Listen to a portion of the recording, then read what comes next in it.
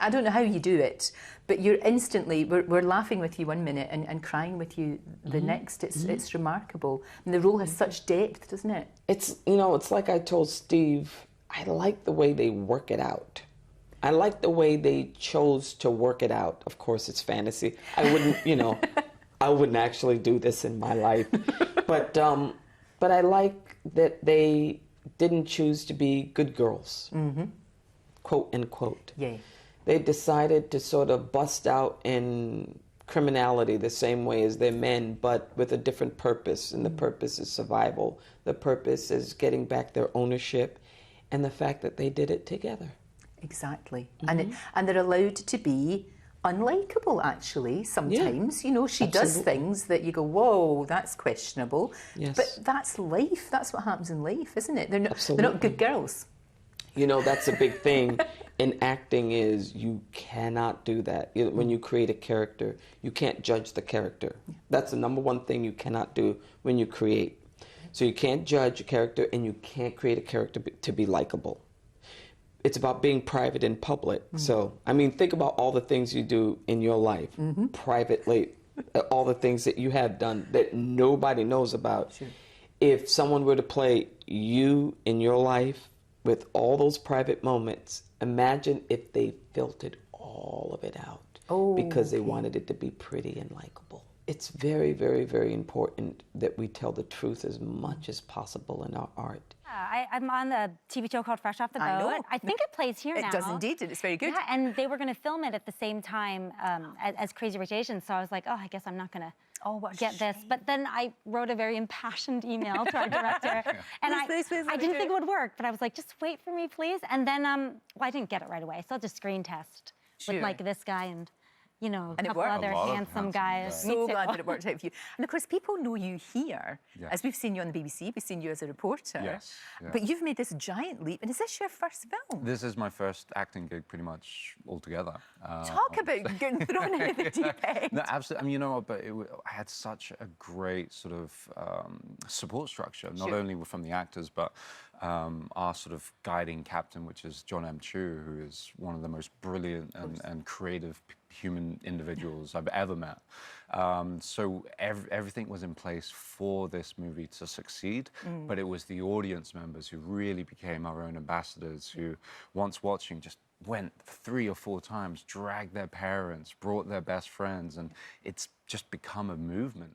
It's interesting because we're seeing an awful lot of big actors like yourselves go into the smaller screen. We're used to seeing you on the big screen, but then we're seeing you on Netflix and a place like that. It's quite fascinating. When do you think this turnaround happened? I mean, I don't know. I don't know the history of that, but I do know that there's a lot of great opportunity when it comes to things like Netflix. You know, just to create original content and.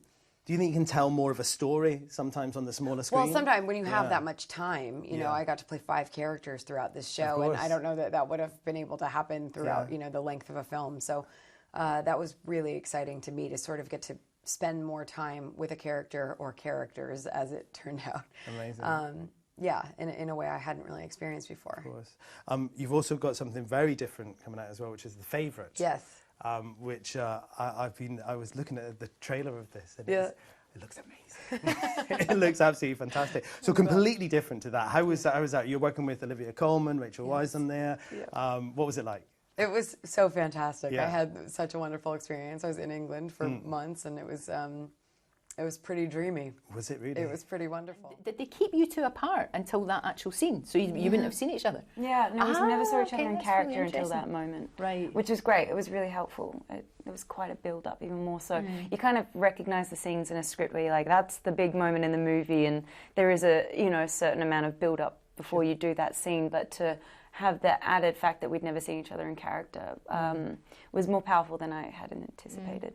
We just held on to each other after. So much. They're like, you really need to do this. Take a couple more times. Don't let go. This movie, now, you look extraordinary in this. You must have trained so incredibly hard. Yeah, working out is definitely part of the job description on this one. I trained pretty hard for this one. I really wanted to raise the bar physically for Creed 2 from the first film, and especially because I'll be facing this guy named Florian, who plays Victor Drago in the movie, and he's a massive guy. So I wanted to really I wanted to close the gap. I didn't want it to be too much of a David and Goliath kind of story. I wanted to physically look the part. The scenes are so realistic. I mean, really brutal. You must have, you know, even despite there has to be sort of ways of doing it, you must have taken some punishment. You could see that. It was so real. Yes, when it comes to the Rocky franchise and now the Creed franchise, taking real punches is kind of they're like badges of honor. So we really look forward to getting in the ring and having the adrenaline pumping, and sometimes you get hit, but it just makes it more real. It makes it feel authentic. I actually was doing pre-production for a film that I have coming out next year about J.R. Tolkien. Oh yes, yes. And I had just gotten to Paris. Ironically, I was in Paris when I got the call that I had gotten this, and it felt very appropriate that I was finding out that I was getting it in Paris. I didn't believe them, of course, but then to be able to partake in something so epic as this, these are just literally what you dream of. Exactly, it's those moments that you you remember. You've got a movie coming out with Zac Efron, I believe, as well. Yeah. Slightly different, about a serial killer. Right. I guess that's the life of an actress. All three things happened back to back starting last September. So I went from September to Christmas with Tolkien, January to end of February with Extremely Wicked, and then I had about 4 days to pack up and leave and then go to Brussels for Les Mis. So it was really very PC last year, and characters that were all over the place, but well worth it. Oh, absolutely. I mean, it's so very different. That's why you do the job. So different, That's exactly. why you do the job. Your eldest, what is she, 15? 15. So the same as Lizzie in the movie? Yes, yes. That was a sigh there, Mike. Well, because usually when you go to work for 12 hours and, the kids are either in school, so you're not dealing with the problems you're really having with your child for that period of time while you're at work. But that's all I was dealing with. And it mirrored so much of what's going on in my life. Obviously, Sean had taken little bits of things that had happened on the set of, like, Daddy's Home 2 with me trying to referee an argument, but I couldn't get a word in. That ended up in the movie. Yeah, I mean, usually you're not dealing with that while you're working, and it was like my life actually playing out in front of me. What did you learn from the movie yourself?